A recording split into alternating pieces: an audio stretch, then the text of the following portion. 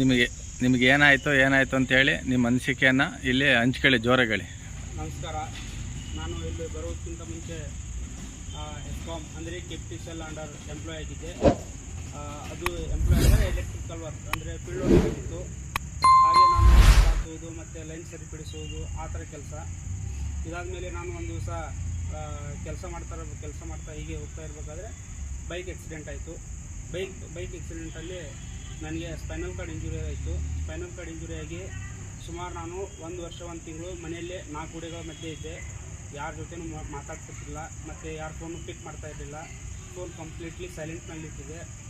ಅದಾದಮೇಲೆ ಮತ್ತೆ ನಾನು ತಿರ್ಗಾ ನಮ್ಮ ಮಾವನವರು ಹಾಗೂ ನನ್ನ ಗೈಡೆನ್ಸ್ ಬಂದು ಇಲ್ಲಿ APD ಬಂದು ನೋಡಿಕೊಂಡು, ಮತ್ತು ಇಲ್ಲಿಂದ ಒಬ್ಬರು ಆಲ್ರೆಡಿ ಸ್ಪೈನಲ್ ಕಾರ್ಡ್ ಇಂಜುರಿ ಆಗಿ ಇಲ್ಲಿಂದ ಬದಲಾವಣೆಯಾಗಿ ಬಂದಂಥ ಒಬ್ಬರು ಬಂದು ನಮಗೆ ಈ ಥರ ಸಜೆಷನ್ ಕೊಟ್ಟರು, ಇಲ್ಲ ಇಂಥಲ್ಲಿ ಹೋಗಿ ನೀವು ಖಂಡಿತವಾಗಿ ಬದಲಾಗ್ತೀರಾ ಅಂತ.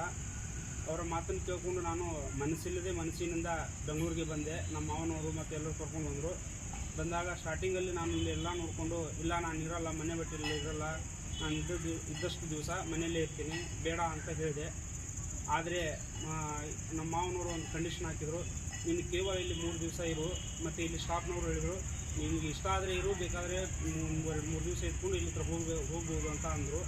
ಅದಾದಮೇಲೆ ನಾನು ಒಂದು 2-3 ದಿವಸ ಇಲ್ಲಿ ಇಟ್ಕೊಂಡು ನೋಡಿದೆ. ನನ್ನಂಥ ಇಲ್ಲಿ ಸುಮಾರು ಜನಗಳು ತಮ್ಮ ಕೆಲಸ ತಾವು ಮಾಡಿಕೊಂಡು ಆರಾಮಾಗಿದ್ದರು. ನಾನೇಕೆ ಅವ್ರ ಥರ ಆಗಬಾರ್ದು ಅಂತ ತಿಳ್ಕೊಂಡು ನಾನು ಇವಾಗ ಮತ್ತೆ ನನ್ನ ಕೆಲಸ ನಾನು ಮಾಡಿಕೊಂಡು ಇಂಡಿಪೆಂಡೆಂಟ್ ಆಗಿದ್ದೀನಿ. ಮನೆಯಲ್ಲಿ ನಮ್ಮ ತಂದೆ ತಾಯಿ ಮತ್ತು ಅವ್ರ ಮೇಲೆ ಡಿಪೆಂಡೆಂಟ್ ಆಗಿ ಈಗ ಟಾಯ್ಲೆಟಿಗೆ ಹೋಗ್ಬೇಕಾದ್ರೆ ನಾನು ಎತ್ಕೊಂಡು ಹೋಗ್ತಾಯಿದ್ರು.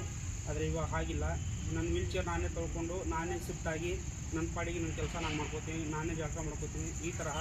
ಹಾಗೆ ಇದೇ ಥರ ಮುಂದೆ ನಾನು ಇಲ್ಲಿ ಒಂದು 2-3 ತಿಂಗಳ ಕೋರ್ಸನ್ನು ಮುಗಿಸ್ಕೊಂಡು ನಾನು ಮತ್ತೆ ತಿರ್ಗಾ ಇವಾಗ ನಾನು ಡ್ಯೂಟಿಗೆ ಜಾಯ್ನ್ ಆಗೋದಿಲ್ಲ, ಇಷ್ಟೇ ನನ್ನ ಜೀವನ ಅಂತ ಅಂದ್ಕೊಂಡಿದ್ದೆ.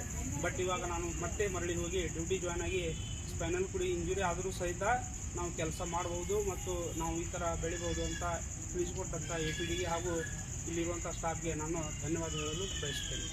ನೋಡಿ, ಒಬ್ಬ ಮನುಷ್ಯನ ಜೀವನ ಇಷ್ಟೇ ಅಂತ ತಿಳ್ಕೊಂಡಿರ್ತಾರೆ. ಆದರೆ ಇಲ್ಲಿ ಬಂದಮೇಲೆ ಅವರು ಒಂದು APD ಸಮಸ್ಯೆ ಅಂತ APD ಕಡೆಯಿಂದ ಅವ್ರಿಗೆ ಪುನರ್ಜನ್ಮ ಸಿಕ್ತಂಗೆ ಆಗಿದೆ ಅವ್ರಿಗೆ.